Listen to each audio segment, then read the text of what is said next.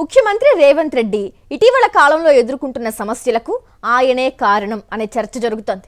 ఎన్నికలకు ఇంకా చాలా సమయం ఉన్నప్పటికీ పరకాల టికెట్ను ప్రస్తుత ఎమ్మెల్యే ప్రకాష్ రెడ్డికే ఇస్తున్నామని సీఎం రేవంత్ ప్రకటించడం అందరినీ విస్మయానికి గురిచేసింది. కాంగ్రెస్లో టికెట్ల ప్రకటన అనేది అధిష్టానం చేస్తుంది తప్ప సీఎం గాని పార్టీ అధ్యక్షుడు గాని చేయరు. ఆ విషయం తెలిసి కూడా సీఎం రేవంత్ చేసిన ప్రకటనపై మంత్రి సురేఖ కూతురు సుష్మిత తీవ్ర స్థాయిలో మండిపడ్డారు. సీఎం రేవంత్ను ఉద్దేశించి తీవ్రమైన విమర్శలు చేశారు.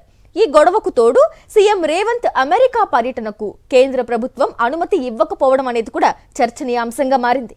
సమస్యల వలయంలో చిక్కుకునేలా రేవంత్ వ్యవహరిస్తున్న తీరుపై ప్రముఖ జర్నలిస్ట్ కొమ్మినేని శ్రీనివాసరావు కామెంట్ ఇప్పుడు చూద్దాం. తెలంగాణ ముఖ్యమంత్రి రేవంత్ రెడ్డి క్రమేపీ సమస్యల వలయంలో చిక్కుకుంటున్నారనిపిస్తుంది. వీటిలో అత్యధికం ఆయన స్వయంగా సృష్టించుకున్నవేనేమో అనిపిస్తుంది.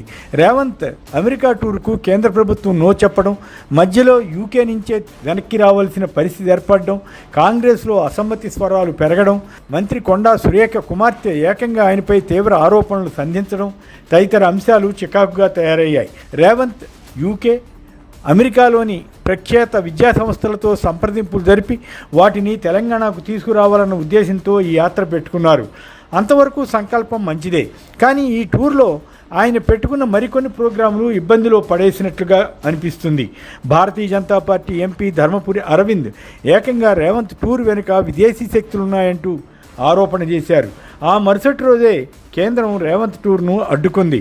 సీఎం టూర్ షెడ్యూల్లో స్పష్టత లేదన్నది ఒక వివరణ అయితే, ముఖ్యమంత్రి హోదాతో సంబంధం లేకుండా రెండు దేశాల సంబంధాలపై ప్రభావం పడే అవకాశం ఉండే కార్యక్రమాలు చేయడానికి ప్రయత్నించారన్నది కేంద్రం వాదనగా ఉంది.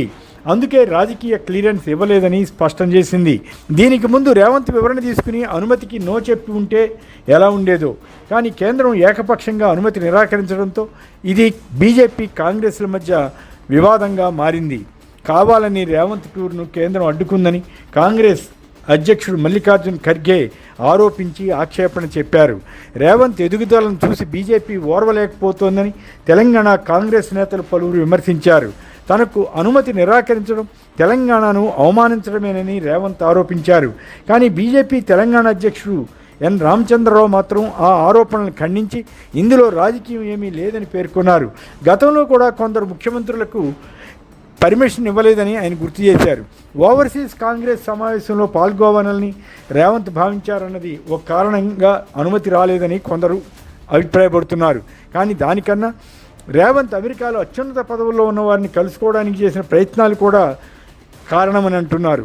అమెరికా అధ్యక్షుడు ట్రంప్ అధికారులను కాంటాక్ట్ చేయడానికి రేవంత్ తరఫున ప్రయత్నాలు జరిగినట్లుగా ప్రచారం జరిగింది. దానికి ఒక ప్రాతిపదిక ఉంది. అమెరికా కాన్సులేట్ ఉన్న హైదరాబాద్ నానక్రామ్ గూడాకు ట్రంప్ ఎవెన్యూ అని రేవంత్ ప్రభుత్వం నామకరణం చేసింది. ఆ విషయం ట్రంప్ దృష్టికి వెళ్ళింది. దానికి ఆయన సంతోషాన్ని వ్యక్తం చేస్తూ స్పందించారు. అదే టైంలో ట్రంప్ కంపెనీ ఆధ్వర్యంలో హైదరాబాద్లో భారీ టవర్స్ నిర్మాణం చేయడానికి సన్నద్ధమైంది. దాంతో రేవంత్ ప్రభుత్వానికి ఉత్సాహం వచ్చింది. వీలైతే ట్రంప్ను కలవాలని ఆలోచించి ఉండవచ్చు, లేదా ఉపాధ్యక్షుడు జేడీ వ్యాన్స్లైనా కలిసే అవకాశాలపై ట్రై చేశారట. ఈ విషయాలన్నీ కేంద్రానికి కూడా సహజంగానే తెలుస్తాయి. ముఖ్యమంత్రి స్థాయిలో ఒక దేశ అధ్యక్షుడిని అధికారికంగా కలవడం సాధారణంగా జరగదు. ఈ నేపథ్యంలోనే కేంద్రం అనుమతి తిరస్కరించిందన్నది బీజేపీ వర్గాల కథనం. ఫలితంగా రేవంత్ వెనక్కి తిరిగి రాక తప్పలేదు.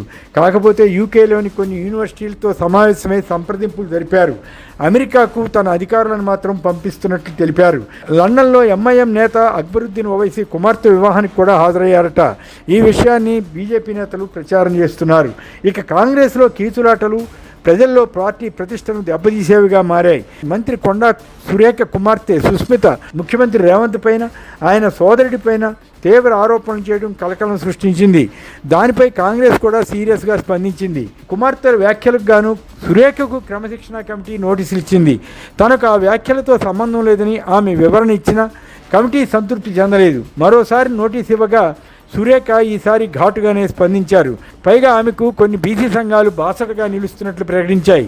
తనకు వ్యతిరేకంగా 17 మంది ఎమ్మెల్యేలతో మీడియా సమావేశం పెట్టి విమర్శలు చేయించడానికి కూడా సురేఖ తప్పుపెట్టారు. ఇదంతా ఎవరో వెనుక ఉన్న అదృశ్య శక్తులు చేయిస్తున్న పని అని ఆమె ఆరోపించారు. పరకాల నియోజకవర్గంలో మళ్ళీ రేవూరి ప్రకాష్ రెడ్డే పోటీ చేస్తారని రేవంత్ ప్రకటన చేయడమే దీనికి కారణంగా అనిపిస్తుంది. అనవసరమైన ప్రస్తావన చేయడం ద్వారా ఆయన ఈ వివాదాన్ని కొని తెచ్చుకున్నట్లయింది. సాధారణంగా ఇలాంటివన్నీ హైకమాండ్ పరిధిలో ఉంటాయని అంటారు.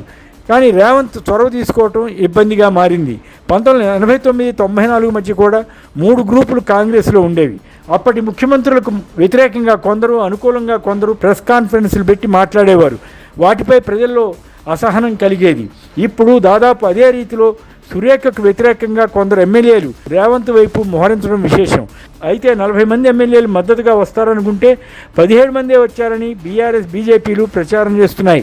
కారణం ఏమైనా రేవంత్ కూడా ఈ అంశంపై ఎవరూ మాట్లాడవద్దని అమెరికా యాత్ర నుంచి తిరిగి వచ్చాక ఎమ్మెల్యేలు, ఎమ్మెల్సీలకు సలహా ఇచ్చారు.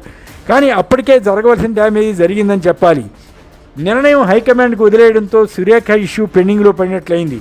కానీ ఇది కూడా రేవంత్కు కాస్త అసహనం మిగిల్చేదే.